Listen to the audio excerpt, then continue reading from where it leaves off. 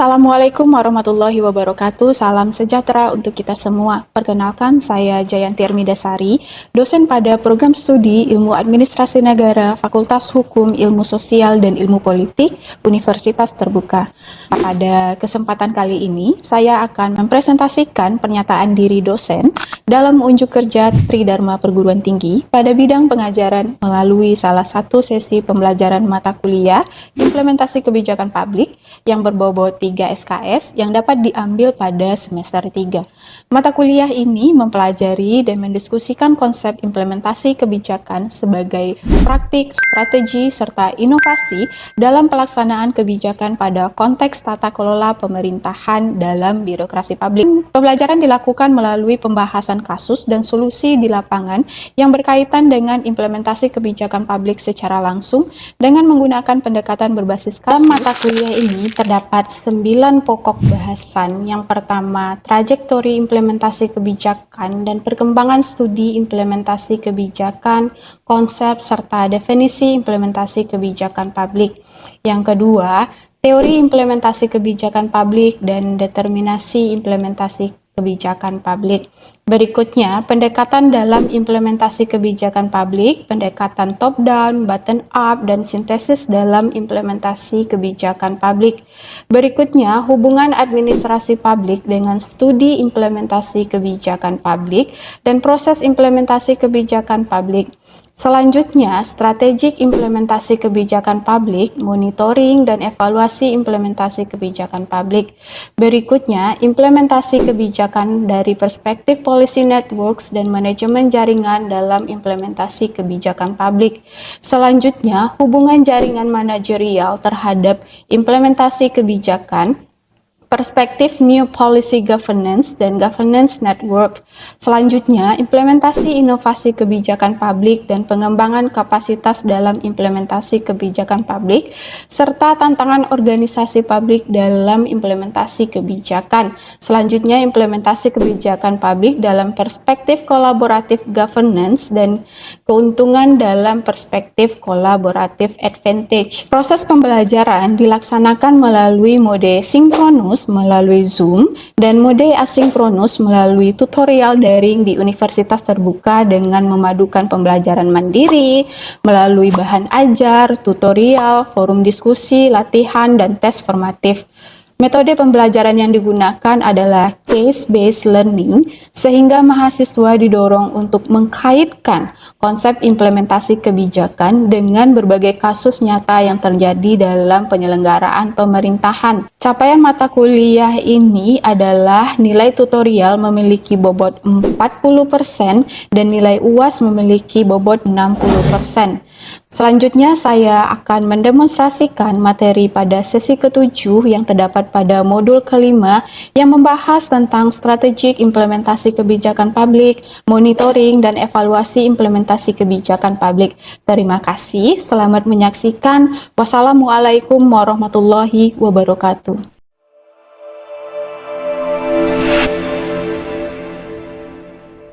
Bismillahirrahmanirrahim. Assalamualaikum warahmatullahi wabarakatuh. Selamat datang teman-teman di perkuliahan hari ini. Semoga teman-teman sehat selalu. Terima kasih sudah hadir di mata kuliah kita pada sesi yang ke-7 ini. Semoga perkuliahan hari ini teman-teman mendapatkan manfaat untuk bekal teman-teman di mata kuliah implementasi kebijakan publik ini. Teman-teman, kabarnya hari ini sehat atau gimana? Alhamdulillah sehat, Ibu. Mantap. Udah makan ya? Udah. Alright, saya share screen ya teman-teman. Pada pertemuan kita yang ke-7 ini, kita akan membahas materi strategi, monitoring, dan evaluasi implementasi kebijakan publik. Setelah sebelumnya, pertemuan yang ke-6, kita membahas terkait dengan implementasi kebijakan publik. Nah, sebelum kita mulai terkait dengan materi kita hari ini, saya ingin bertanya dulu, kira-kira menurut teman-teman, kebijakan publik yang dirumuskan dengan baik itu di atas kertas sering sekali gagal saat diimplementasikan di lapangan. Nah, kira-kira kenapa mereka bisa gagal? Yang memberikan pendapat, silakan. Hanya karena nggak sesuai dengan tujuan atau tidak sesuai dengan yang diharapkan oleh masyarakat, Bu. Oke, bagus sekali ya Mbak Jamila atas jawabannya. Nah, kalau apa yang membedakan secara mendasar antara kegiatan monitoring dan evaluasi? Biasanya kan kita sering banget ya orang administrasi publik ini mendengar monitoring dan evaluasi. Menurut teman-teman, apa sih perbedaan mendasar dari monitoring dan evaluasi itu? Kalau menurut saya, monitoring itu dilakukan saat proses kebijakan itu sedang berjalan atau beruntun, sedangkan evaluasi mungkin bisa dilakukan dari pertengahan program sampai akhir program atau setelah program itu selesai. Oke, bagus sekali ya Mbak Jamila atas jawabannya. Kalau pertanyaan yang terakhir, kira-kira terkait dengan top down dan bottom up. Nah, kira-kira dalam implementasi kebijakan itu apa sih perbedaan antara bottom up dan top down itu? Ada yang mau memberikan pendapat? Silakan. Saya boleh, Bu? Iya, silakan Mbak Jamalia. Pemahaman saya, kalau top down itu kebijakan yang diterapkan oleh pusat atau pemerintah, kemudian diturunkan kepada daerah-daerah untuk dilaksanakan. Sedangkan yang bottom up itu kebijakan yang berasal dari masyarakat atau mungkin petugas lapangan yang sudah mengetahui apa masalahnya, kemudian dikonfirmasikan ke pusat untuk dijadikan kebijakan. Oke, bagus banget ya jawabannya terkait dengan top down dan bottom up. Nah, sekilas teman-teman sudah punya basic knowledge terkait dengan implementasi kebijakan publik ini, monitoring dan strateginya. Nah, sekarang kita lanjut membahas secara detail ya bahwa strategi implementasi kebijakan publik itu punya caranya sendiri gitu. Nah, pada slide ini kita akan membahas terkait dengan arti penting, kompleksitas, dan pendekatan strategisnya itu bagaimana. Nah, kita mulai ya teman-teman bahwa ketika berbicara tentang sesuatu, strategi pencapaian itu wajib ada, entah itu dalam formulasi, hiring, implementasi, monitoring, dan lain-lainnya.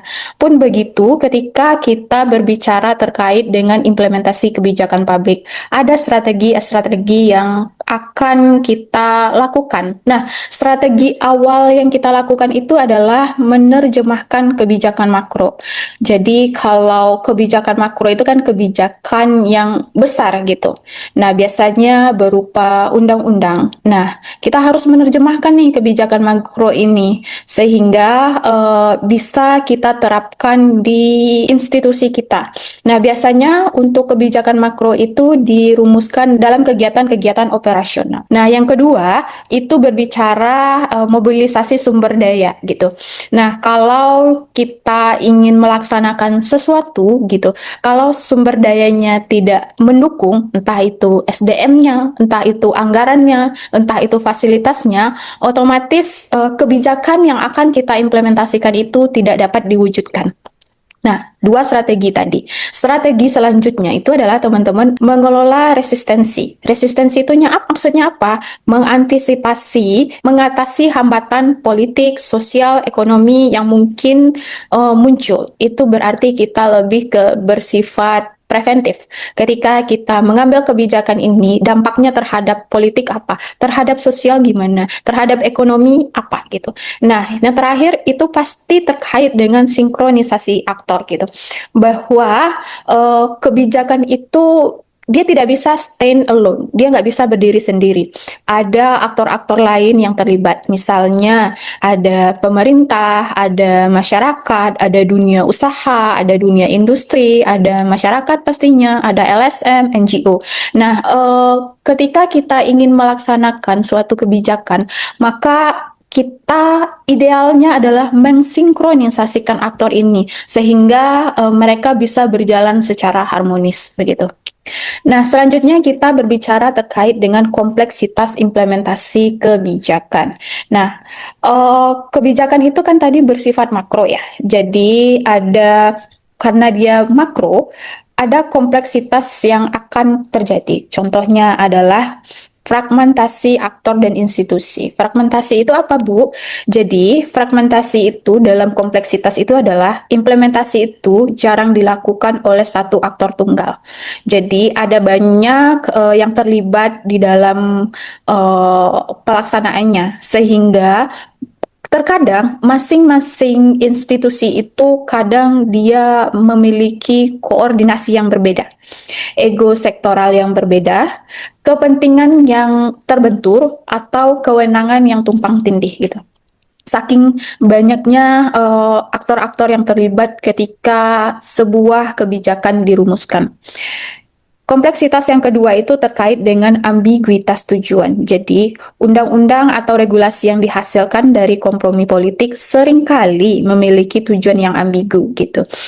Ambigu itu kadang multi tafsir. Ketika sebuah kebijakan itu dibuat, terkadang itu sampai ke bawah itu mereka menafsirkan dengan hal yang berbeda. Nah, itu disebut sebagai ambiguitas tujuan. Yang ketiga, terkait dengan kompleksitasnya itu adalah keterbatasan kapasitas. Maksudnya adalah adanya kesenjangan antara ekspektasi pembuat kebijakan dengan realitas ketersediaan sumber daya di lapangan gitu. Nah, ini tadi terkait dengan konsep kompleksitas. Nah, kadang kan kalau tidak dibarengi dengan contoh yang nyata, terkadang kita masih meraba-raba.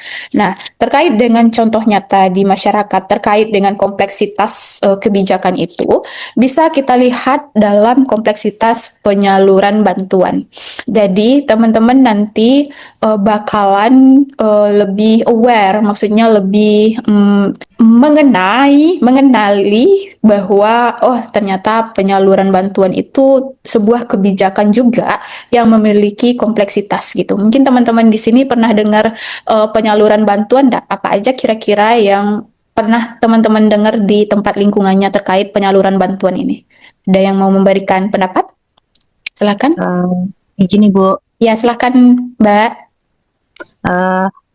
kalau terkait penyaluran bansos di tempat kami ada banyak bansos, memang ada BLTDD, ada BPNT, ada Banpan, itu macam-macam. Dan memang dalam setiap penyaluran yang kami lakukan selalu ada aja masalah dan benturan dalam masyarakat.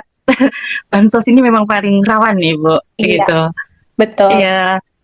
Terima Ya, kasih. entahlah apa aja. Iya, iya Ibu. Baik. Terima kasih ya Mbak atas sharingnya. Benar banget ya yang disampaikan Mbak Lilik bahwa bantuan sosial, bansos yang kita kenal itu entah itu PKH, entah itu bantuan lainnya gitu. Kadang tuh di bawah itu ada banyak permasalahannya gitu. Nah, itu terjadi karena kebijakan itu kan dari pusat. Sedangkan yang kita bahas ini bahwa setiap kebijakan itu punya kerumitannya masing-masing atau kompleksitasnya masing-masing. Nah, ketika kita gunakan pisau analisis tadi, ada 3 aspek tadi, kita bisa tahu kenapa bansos yang kita alami di masyarakat itu punya kompleksitasnya gitu. Nah, kalau kita lihat dari fragmentasi aktor, bahwa banyak loh yang terlibat dalam kebijakan bansos ini, mulai dari pemerintah daerah, RT RW, hingga pihak pos yang kadang-kadang menyalurkan bantuan berupa cash. Nah, terkadang itu saking banyaknya aktor yang terlibat gitu, terkadang itu koordinasinya tidak kuat begitu antara RT dengan Pemda gitu, atau mungkin terkadang yang menentukan siapa yang menerima bansos itu dia tidak memberikan kepada orang-orang yang tepat. Nah, itu kompleksitas yang bisa dilihat dari fragmentasi aktor tadi, karena terlalu banyaknya orang-orang yang terlibat itu. Terkadang saking banyaknya yang terlibat dalam suatu tim itu kan kadang koordinasinya nggak jalan. Nah, kalau kita lihat dari keterbatasan kapasitas data bahwa penyaluran bansos itu terkadang petugas di tingkat bawah seringkali kesulitan memverifikasi dan memperbaharui ribuan data warga miskin secara real time. Karena apa? Terkadang pihak yang verifikator itu terkadang ada banyak hal. Kalau misalnya dari sisi masyarakatnya, masyarakat ketika ditawarkan bantuan, dia merasa orang yang tidak berpunya. Tapi ketika dia di sensus penduduk, dia merasa dia tidak mau memberikan datanya secara real gitu. Nah, terkadang itu verifikator di lapangan juga kebingungan sehingga menghasilkan data yang tidak reliable, maksudnya tidak merepresentasikan yang sebenarnya. Dia tidak menetapkan sejumlah orang yang layaknya harus menerima bantuan gitu. Terkadang ya aspek kedekatan juga ada ya. Dan yang ketiga terkait dengan ambiguitas sasaran. Terkadang perbedaan definisi keluarga rentan di tingkat pusat dan daerah kerap menimbulkan gesekan sosial di tengah masyarakat gitu. Jadi adanya perbedaan persepsi terkait dengan tujuan bansos itu sehingga orang merasa selayaknya dia yang mendapatkan tetapi dia tidak dapat dan hal-hal lainnya begitu. Nah, tadi kita bahas ya bahwa kebijakan itu ada dua, ada pendekatan top down dan bottom up gitu. Tadi Mbak Jamaliah benar sekali menjelaskan bahwa top down itu berarti dia dari atas sampai ke bawah gitu. Jadi kebijakan itu memang ditetapkan dari atas sampai ke bawah gitu. Kalau bottom up itu tuh kebijakan dirumuskan dari bawah. Dari bawah itu bisa dari level society, dari masyarakat sampai ke level atas gitu. Nah, kelemahan dari top down itu adalah mengabaikan dinamika dan keunikan masalah lokal di lapangan gitu. Karena kan kalau top down itu kan dari hierarki paling atas, dia menetapkan oke, kebijakan dana bos gitu. Dia kan tidak melihat surface-nya, akar rumputnya seperti apa. Sedangkan bottom up, dia dari bawah, tetapi dia juga memiliki kelemahan. Kelemahannya adalah sulit dievaluasi secara terpusat karena standar pelaksanaannya bervariasi. Bervariasi karena antara satu daerah dan daerah lainnya memiliki keunikannya tersendiri, sehingga itu sulit terkadang di pusat untuk memverifikasi. Nah, contohnya adalah contoh misalnya kebijakan top down itu vaksinasi. Kita udah melewati COVID-19 ya, ada kebijakan vaksin. Itu kebijakan yang top down dari atas ke bawah, bahwa pemerintah menetapkan pada saat itu orang-orang harus divaksin gitu dengan SOP-nya seperti ini, dengan SOP yang sangat ketat lagi. Nah, itu contoh kebijakan dari top down. Sedangkan kebijakan bottom up itu dapat kita lihat dalam aspek dana desa gitu. Jadi dana desa itu biasanya hiringnya dari bawah. Misalnya dia musrenbang dulu, musyawarah rencana pembangunan dengan aktor-aktor yang sudah ditentukan, misalnya menetapkan bahwa di desa ini mau dibangunkan seperti apa gitu. Jadi ada perbedaan mendasar. Masing-masingnya punya sisi positif dan negatif tersendiri. Tetapi yang harus kita ingat bahwa kapan kita menggunakan top down, kapan kita menggunakan bottom up, itu tergantung dari kebutuhan kita seperti apa, begitu. Nah, selanjutnya kita berbicara terkait dengan monitoring dan evaluasi kebijakan publik gitu. Tadi kita sudah diskusi bahwa monitoring itu proses yang berjalan gitu. Sedangkan evaluasi itu yang sudah berjalan seperti yang dijelaskan oleh Mbak Jamaliah. Benar sekali bahwa monitoring dan evaluasi itu dua konsep yang berbeda, tetapi dia saling berjalan dan saling keterkaitan. Contoh, ketika kita berbicara monitoring, dia itu secara waktu itu terus-menerus gitu. Sedangkan berbicara evaluasi, itu ketika kita programnya udah selesai gitu. Kalau udah selesai baru bisa dievaluasi. Sedangkan dari sisi fokus analisisnya, kalau monitoring itu kan memantau, mengawasi, melihat kepatuhan orang-orang, melihat proses input jangka panjang. Sedangkan evaluasi berbicara efektivitas. Tujuan dari monitoring itu adalah untuk melihat apakah ada penyimpangan atau enggak. Sedangkan tujuan dari evaluasi itu memberikan justifikasi apakah program ini layak dilanjutkan atau tidak. Nah, oke, selanjutnya kita melihat bahwa monitoring implementasi kebijakan itu kalau dilihat dari William Dunn ada 4. Jadi yang dilihat itu kepatuhannya, adanya apakah itu sesuai dengan SOP-nya atau enggak. Adanya pemeriksaan, adanya akuntansi, dan ada eksplanasi. Nah, untuk melihat contoh praktik monitoring itu dapat dilihat dari infrastruktur, kegiatan infrastruktur.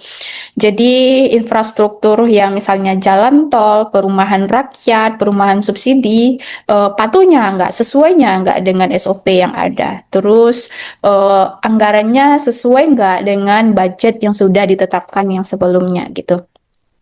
Itu tadi monitoring. Monitoring berarti proses melihat sedang berjalan. Kalau evaluasi kebijakan, dia itu udah selesai. Udah selesai, kebijakan itu dijalankan atau dilaksanakan. Untuk melihatnya bisa dari efektivitas, efisiensi, kecukupan, keadilan, responsivitas, dan ketepatan. Nah, kriteria-kriteria ini yang wajib ada ketika kita melakukan evaluasi kebijakan yang sudah selesai gitu. Jadi ada justifikasinya nanti apakah program ini dilanjutkan atau tidak. Contoh praktiknya itu adalah evaluasi program pelatihan gitu. Adanya evaluasi efektivitas, evaluasi efisiensi, misalnya program Kartu Prakerja yang dulu sempat digaungkan pada eranya Pak Jokowi. Nah, itu dievaluasi apakah efektivitasnya secara anggaran gimana, efisiensinya secara anggarannya gimana, apakah dia bersifat adil atau enggak gitu. Nah, berdasarkan evaluasi yang sudah ada, dibuat evaluasi bahwa sepertinya kebijakan prakerja tidak dilanjutkan lagi begitu. Nah, sampai di sini teman-teman sudah paham bahwa sudah dibahas terkait monitoring, implementasi, monitoring, dan evaluasi. Nah, kira-kira menurut teman-teman, contoh hambatan dari bansos itu apa? Ada yang mau memberikan penjelasan? Mungkin, Bu. Silakan, Mbak. Ya, kalau menurut kami contoh hambatan dalam bansos itu kadang data yang kita terima dari atas sama data di bawah, kenyataan dalam lapangan itu tidak sesuai. Oke. Mungkin dari BPS, maaf kita menyebut salah satu instansi BPS mungkin data lama. Nah, biasanya di tingkat bawah sudah kita revisi, tapi turun itu masih dengan data yang lama lagi. Ya. Sedangkan kondisinya sudah berubah, berbeda begitu, Ibu. Seringkali seperti itu, susah. Oke. Itu hambatannya.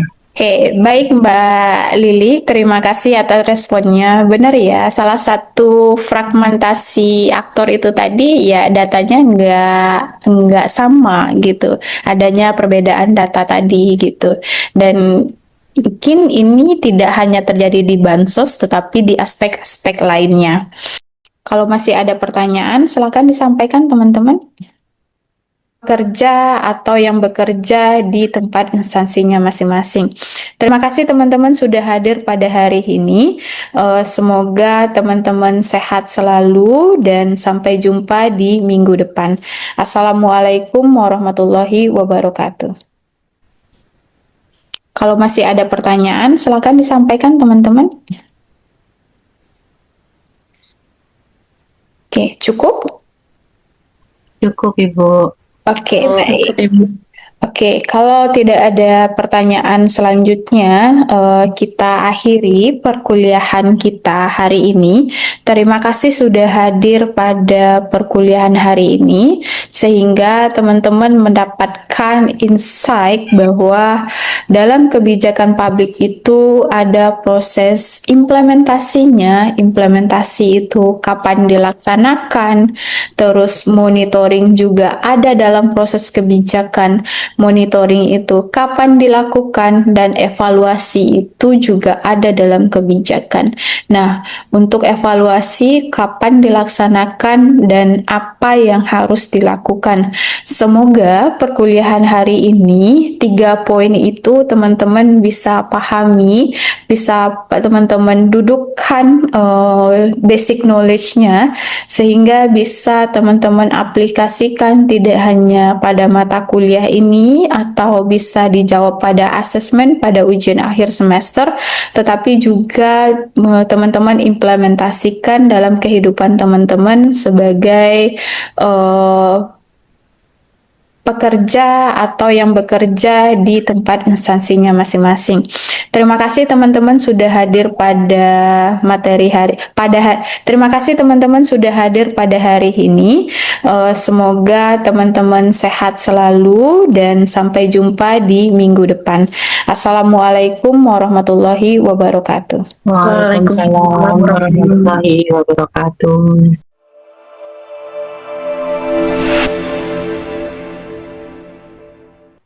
Demikianlah pemaparan saya mengenai pelaksanaan Tridharma Perguruan Tinggi pada aspek pendidikan dan pengajaran yang telah saya laksanakan sebagai dosen di Universitas Terbuka. Melalui proses pembelajaran yang terpusat pada mahasiswa, berbasis kasus dan didukung oleh pemanfaatan teknologi pembelajaran, saya berkomitmen untuk terus meningkatkan kualitas pembelajaran sehingga mampu menghasilkan lulusan yang memiliki kompetensi akademik profesional dan berintegritas. Saya meyakini bahwa pembelajaran yang bermutu tidak hanya berorientasi pada pencapaian pembelajaran, tapi juga mendorong kemampuan berpikir kritis, kolaboratif dalam pemecahan masalah yang relevan dengan kebutuhan masyarakat, serta perkembangan ilmu pengetahuan. Terima kasih atas perhatian yang telah diberikan. Semoga pemaparan ini dapat memberikan gambaran mengenai komitmen dan kontribusi saya dalam melaksanakan Tridharma Perguruan Tinggi secara profesional dan berkelanjutan. Wassalamualaikum warahmatullahi wabarakatuh.